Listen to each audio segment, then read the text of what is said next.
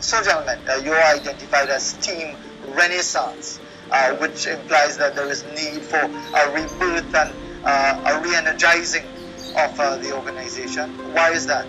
What are you offering that is different from the incumbents headed by Anand Ramisa and Michael Siemens? I think it's more than just what is different, but it's just what we are offering on the whole, because the question is this, the question that we're begging right now to ask is, what are they offering, or what have they offered? I mean, they have presented... Well, I'm sure the more relevant question is if that you want to replace the incumbents, is what are you offering? Indeed.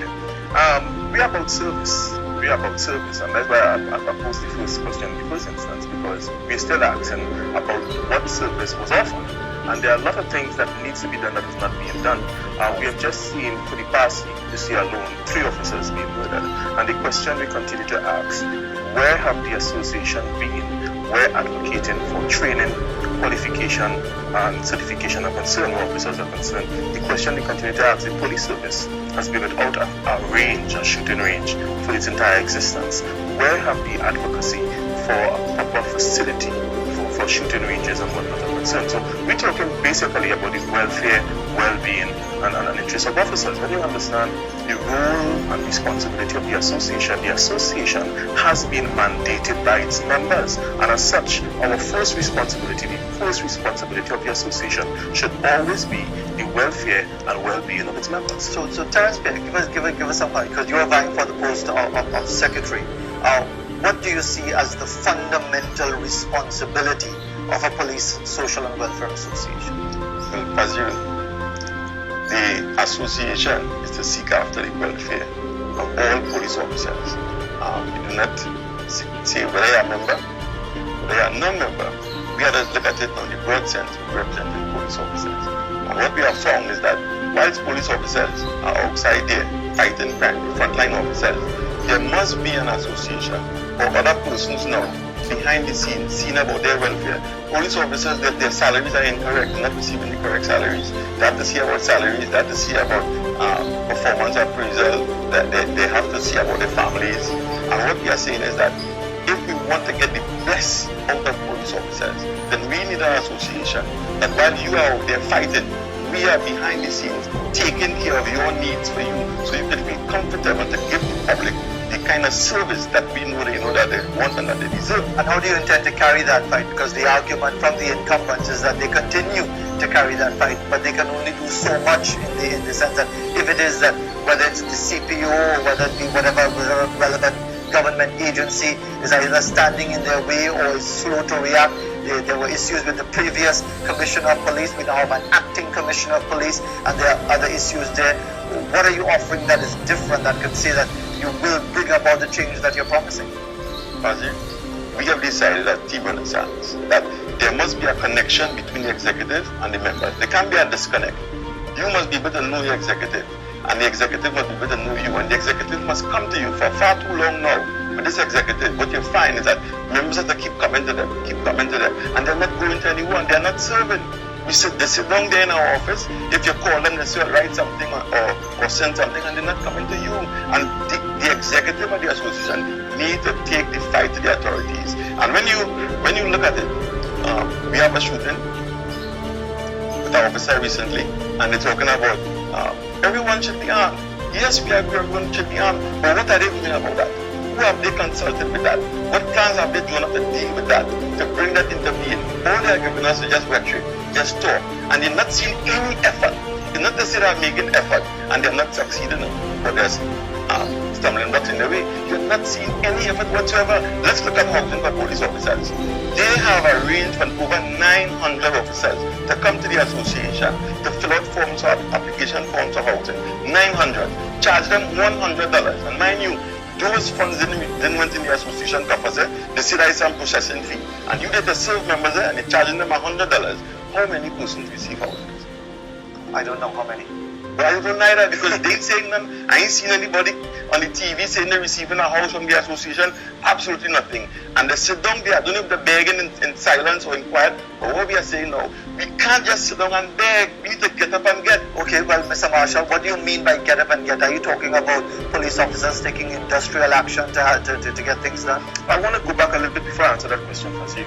One of the things you said is that the association can only do so much. Yes. So much is only based on one's capacity. Right. And if you do not have the capacity, then you cannot do any more. Sure. I don't know if you can recall, but the last proposal for transformation and change that came from the association came from Team Renaissance. And the last time I came here, I was here with the Vice President, with the Secretary, Mr. Seals, Yes. where we had the whole transformation initiative. And I mean, it was applauded in all sectors of society because we were looking at pulling together all the different spheres of the society to make a whole cultural difference. And that was the only proposal that was ever brought by the Association for Transformation and Change. Why it was not fulfilled? Because of basic principles that were lacking in those who were driving the vehicle. Patience, persistence, and integrity. Additionally, when Mr. Warner... Are you questioning the integrity of Mr. Ramasan, Mr. Seals? I mean, when you look at what is presented in front of you, I must beg to ask the question.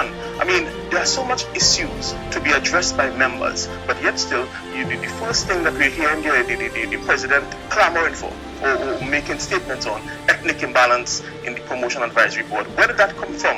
How did that serve members? Was that a call by the members? You're hearing about the commissioner, then Commissioner Mr. Filbert is incompetent.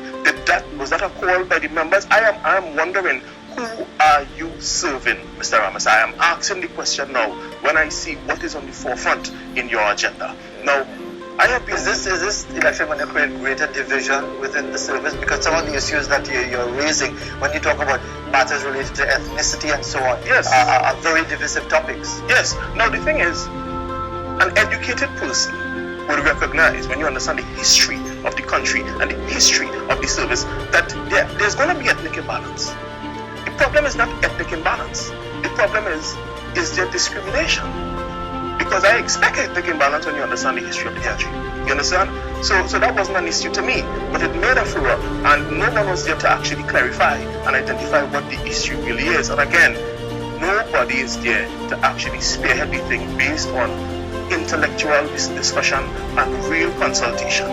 Right? Yet these gentlemen have been successful as far as holding on to their positions for a number of years at the helm of the executive of the Police Social and Welfare Association. How confident are you, Mr. Marshall, that you have the support of enough of the rank and file members of the association that Team Renaissance will prevail on June 24?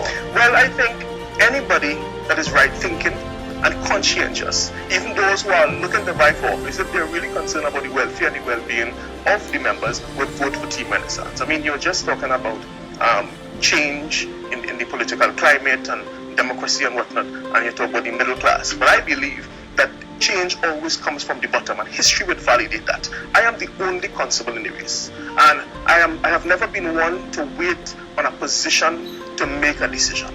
And hence the reason why I, as an ordinary member and as a constable, I was able to bring transformation initiatives to the association. I did presentation for the last Minister of National Security. When the last Minister of National Security indicated that the association was going to get $1.5 million for a whole transformation initiative, it was based on a presentation I did for him.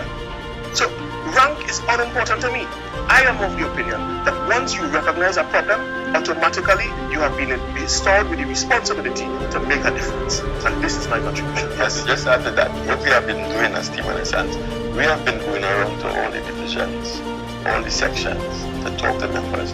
Now, not to put up a poster and to ask somebody to vote for Team Renaissance. We engaging in dialogue. We are coming to share what we have and to tell you how we plan to implement them. Right? So when we have that dialogue and we share the plan, the vision, so it's not necessarily we want to provide housing for members, but we don't have a plan. We don't know where the first move. So we let members know the plan, how we plan to operationalize it, and what the feedback that we have been getting is that members, they feel that connection with us, because the association is about a people business, and a person, you must feel that energy coming from me to you to want to help you. It's not just looking for a vote and when come election time, well, that is it. Did I make an appointment? And we say no. Because that's what some people might be saying right now, looking on whether they're police officers or not. They might be saying, well, Bernard Marcelle and Terrence Pierre, they're sounding very articulate, very concerned about the welfare of their fellow officers, but let them get the post and they'll do the same thing, going, as you claim, going to the office, close the door and say, send a letter. And I assure you, Fazeer, you will see a total difference, because you see, even when we get in office, we have a plan how to bring everyone together, bring town to south, south to town, right? We have a lot of police officers down in Southwestern Division, Southern Division, and with this executive, what we observe is everything that they have in all the meetings is in town. And we say, no, how can you reach out to a membership when everything is in Port of Spain? You have to go out to a membership, you have to go south, you have to go central, you have to go Tobago, you have to go in the east. We are the ones to go, we are the ones asking to serve. And when we come to you to say that we are willing to serve, right, then we have to come to you. But what we are saying is that you have to come out and meet the membership. When a member have a concern, he must be able to know, listen, I'm going to call the executive and that they will come. And Mr. Marcelle, before we conclude, because we just have about a minute left, what will you say to those who will again still be skeptical, even if they are willing to give you and your team the support to prevail in the election on June 24th, that they really remain skeptical that yes, while there may be issues right now with this current executive, there are too many obstacles in the way of bringing about a better life and better conditions for police officers? No, I believe that once there is a will, there is a way. I mean, you're just talking to Deepak Chopra. When you understand constrainment, when you understand quantum dynamics, and that is one of the things that is lacking. Passion, as we mentioned before. But passion only comes with purpose, and purpose is designed based on a vision. We have a clear vision. This is not something we just scrape up and pull together because the election is around the corner. We have been working together for almost 2 years, developing operational proposals to make the abstract ideas that we have happen. So this is not just a pie in the sky ideals. We have the structure, we have the infrastructure, and we are ready to hit the ground running. And they sound very confident indeed, Bernard Marcelle and Terrence Pierre, leading the charge for Team Renaissance with the police, social and welfare elections coming up on June 24th.